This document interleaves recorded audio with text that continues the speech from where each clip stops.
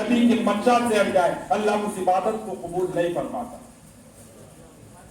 لا تقبل اللہ بعبادہ، اللہ اپنے ایسے بندوں کی عبادتوں کو قبول نہیں فرماتا جو عبادت اس کے محبوب کے طریقے سے ہٹ جائے، جو عبادت اس کے محبوب کی نہج سے ہٹ جائے. اللہ ایسی عبادت کو قبول نہیں فرماتا. تو عرض یہ کرنا تھا کہ جب رب اپنے بندے سے اتنی محبت کرنے والا ہے تو آپ اندازہ لگائیں بندے کو کیا چاہیے کہ وہ رب سے محبت نہ کرے.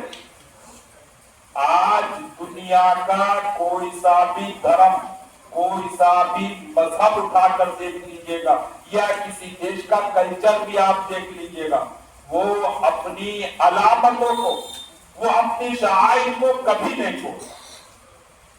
یہاں تک کہ سردار بھی کبھی اپنی پگڑی کو نہیں چھوڑتا. سردار کبھی اپنی پگڑی کو نہیں چھوڑتا.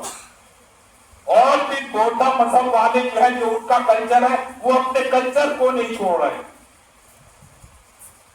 جو سارے دینوں پر حاوی تھی، جو مذہب سارے دینوں پر حق، اس مذہب کے ماننے والے وہ اپنے کلچر کا علم نہیں.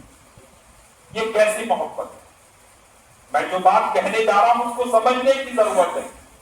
اللہ نے قرآن عظیم میں سب سے پہلی ابتدائی سورہ فاتحہ میں ارشاد فرمایا الحمدللہ رب العالمین، ہم تو تشکر کے سارے مطلب اس ذات واحد کے لیے خاص ہے جو عالمین کا رب ہے. یعنی تمام تعریف اللہ کے لیے جو عالمین کا رب ہے. اس نے وہاں عالم پر بیان فرمایا، عالمین کی جمع ارشاد فرمایا، یعنی